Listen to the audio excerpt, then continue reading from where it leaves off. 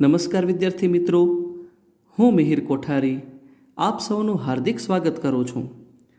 ધોરણ 10માં ગણિત રચના સ્વાધ્યાય 11.1 રચના નંબર 5 બરાબર. આજે આપણે એનો અભ્યાસ કરીશું. તો રચના આ મુજબ છે: બીસી બરાબર 6 સેમી, એબી બરાબર 5 સેમી અને ખૂણો એબીસી બરાબર 60 અંશ હોય તેવો ત્રિકોણ એબીસી દોરો. પછી ત્રિકોણ એબીસીની અનુરૂપ બાજુઓને 3:4 પ્રમાણમાં હોય તેવી બાજુવાળા ત્રિકોણની રચના કરો. રેખાખંડ બીસી 6 સેમી આપણે પાયો દોરી અને ખૂણો બી, આમ તો ખૂણો એબીસી 60 અંશ છે એટલે આપણે ખૂણો બી સમજવાનો હોય. ખૂણો બી આપણે 60 અંશ દોરીશું. બરાબર. તો સૌ પ્રથમ આપણે રચનાની શરૂઆત કરીશું. રેખાખંડ બીસી બરાબર 6 સેન્ટીમીટરનો રચીશું.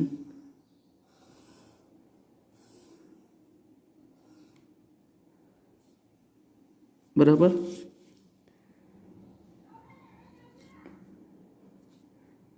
રેખાખંડ બીસી 6 સેમી દોરાણો. હવે બિંદુ બી પરથી 60 અંશના ખૂણાની રચના કરીશું. બરાબર. આશરે ચાપ લેવાનું, બહુ મોટું નહીં, બહુ નાનું નહીં, મીડિયમ લેવાનું.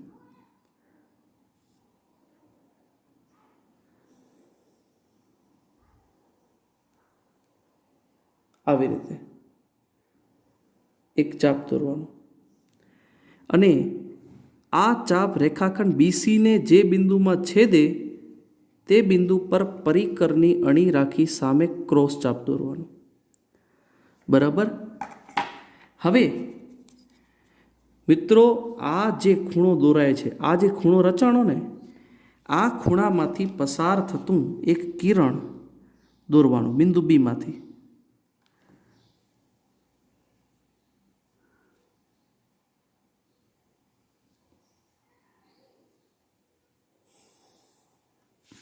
આવી રીતે. એટલે અહીં આ ખૂણો બી જે છે એ 60 અંશનો થયો, પણ અહીં આપણને કહે છે કે રેખાખંડ એ બી બરાબર 5.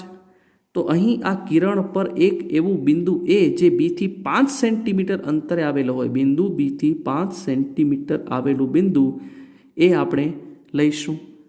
તો આપણે પરિકરની મદદથી 5 સેન્ટીમીટરનું માપ લઈશું. બરાબર. આવી રીતે 5 સેન્ટીમીટરનું માપ લીધા બાદ બિંદુ બી પરથી આવી રીતે ચાપ દોરીશું અને આ ચાપને આપણે બિંદુ બી સાથે જોડી દઈશું.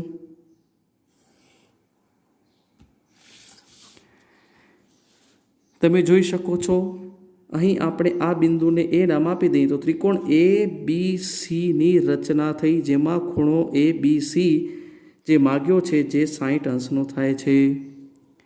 હવે 3:4 પ્રમાણમાં હોય આ ત્રિકોણના પ્રમાણ માપથી તેવો બીજો ત્રિકોણ દોરવાનો છે. તો આપણે આ ગુણોત્તરમાં સૌથી મોટો અંક જોઈશું. 3/4, 3:4, 4 મોટો અંક છે. તો આપણે અહીં બરાબર એક એવું કિરણ દોરીશું બી એક્સ. આ કિરણને આપણે નામ આપીશું કિરણ બી એક્સ, કે જેથી ખૂણો સી બી એક્સ બી ખૂણો લઘુકોણ બને. અને અહીં 3 અને 4, 3/4 આ બંનેમાંથી 4નો અંક એટલે 4 મોટો હોવાથી આ રેખાખંડ બીસી ઉપરથી બરાબર આપણે કહી શકાય કે ખૂણો બી લઘુકોણ બને તેવો કિરણ બી એક્સ દોર્યો. તો આ કિરણ બી એક્સ પર કુલ 4 સરખા માપના ચાપ દોરીશું. બરાબર.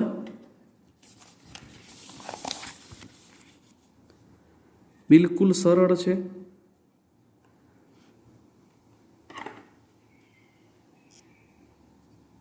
આવી રીતે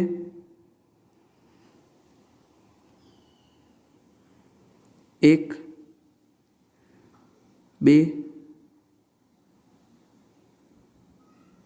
3 અને 4 બરાબર આવી રીતે આપણે જોઈ શકીએ। હવે આવી રીતે કર્યા બાદ આપણે આ કિરણ પર જે ચાપ દોર્યા છે તેને નામ આપીશું। બી છે તો આ ચાપને નામ આપશું B1, એના પછી B2, B3 અને B4। હવે આપણે છેદમાં જોઈએ, કેટલા છે છેદમાં? 4। છેદમાં જે અંક હોય તે ચાપ વડે આ ત્રિકોણના બિંદુને જોડવાનો। છેદમાં અહીં 4 છે તો B4ને જોડીશું, બરાબર। તો આપણે રેખાખંડ B4C દોરીશું, બરાબર। આપણે રેખાખંડ B4C દોર્યો। રેખાખંડ B4C દોર્યા બાદ હવે છેદમાં 4 છે એટલે અહીં B4 બિંદુ ઉપરથી આશરે માપનો એક ચાપ દોરવાનો છે।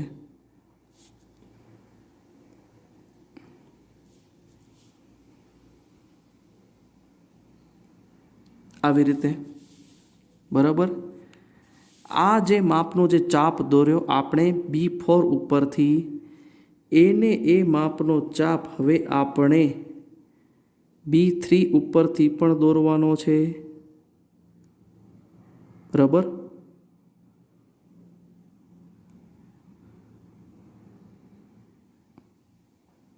આવી રીતે આપણે ધારીએ તો આને થોડોક લંબાવી લઈએ, બરાબર।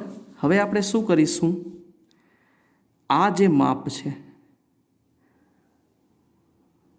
B4 ઉપરથી જે ચાપ દોર્યો એ આ બે જે છેદ બિંદુને છેદે છે, બરાબર, દેખાય છે એકદમ પરફેક્ટ। હા, આ માપનું ચાપ જે B3 પરથી જે ચાપ દોર્યો તો તેને ક્રોસ ચાપ મારવાનો, બરાબર। અને આ ક્રોસ ચાપ માર્યા બાદ બિંદુ B3 એટલે કે ચાપ B3 પરથી, બરાબર, અહીં જોડી દેવાનું। આ બિંદુને નામ આપી દેવાનું બિંદુ D। શું નામ આપીશું? બિંદુ D, બરાબર।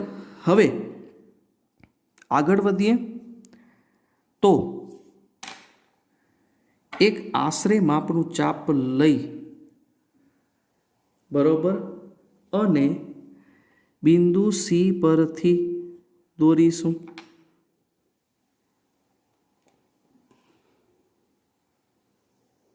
આવી રીતે આ જ માપનું ચાપ બિંદુ D પરથી દોરીશું,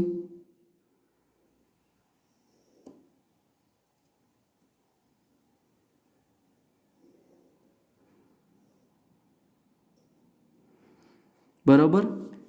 હવે આટલું કર્યા બાદ ખાસ વિદ્યાર્થી મિત્રો સમજવાનું છે કે આ બે બિંદુઓ જે છે, આ બે છેદ બિંદુઓ, આ ચાપ એકદમ પરફેક્ટ માપ લઈ અને બિંદુ D પરથી જે ચાપ દોર્યો તો એને ક્રોસ ચાપ મારી દેવાનો છે, બરાબર। આ ક્રોસ ચાપ માર્યા બાદ, બરાબર, આ ક્રોસ ચાપ માર્યા બાદ આપણે બિંદુ D પરથી આ ખૂણાને છેદે તે રીતે એક રેખાખંડ દોરી દેવાનો છે, બરાબર। બિલકુલ સરળ અને સહેલી રચના।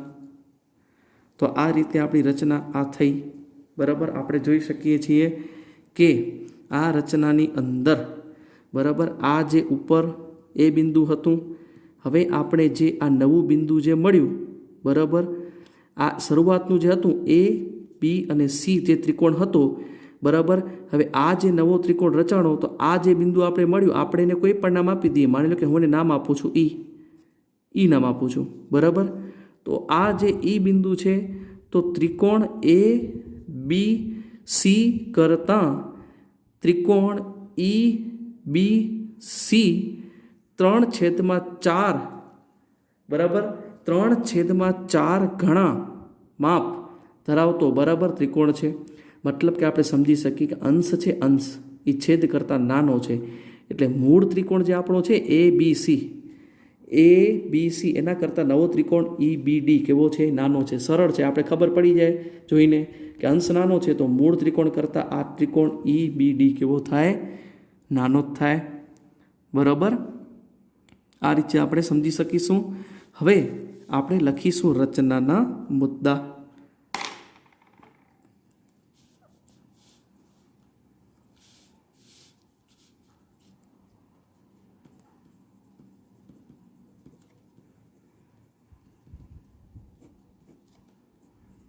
સૌ પ્રથમ આપણે શું કર્યું હતું? સૌ પ્રથમ આપણે રેખાખંડ BC કેટલા સેમી દોર્યો હતો? 6 સેન્ટીમીટર. તો રેખાખંડ BC બરાબર 6 સેમી દોરો. પછી આપણે શું કર્યું હતું? ખૂણો બી જે છે એ 60 અંશનો દોર્યો હતો. બરાબર. તો ખૂણો ABC બરાબર 60 અંશ એવો દોરો કે જેથી AB બરાબર 5 સેમી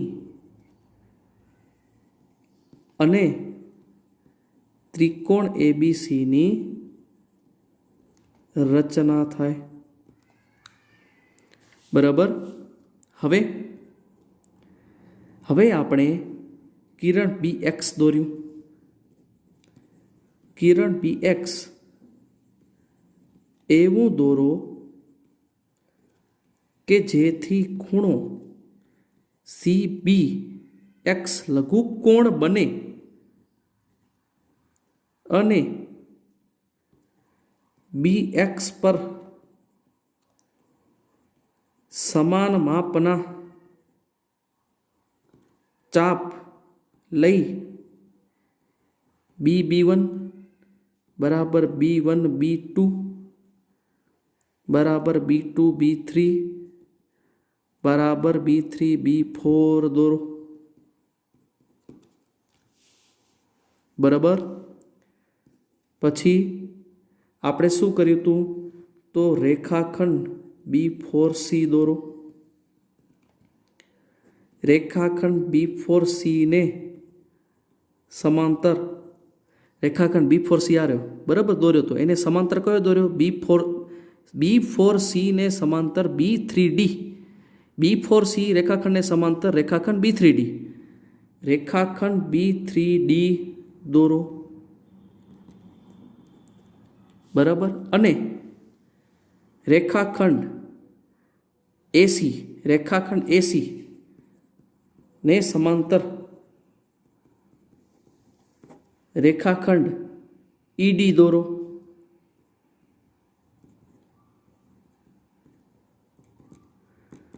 માટે ત્રિકોણ EBD રચાય છે જે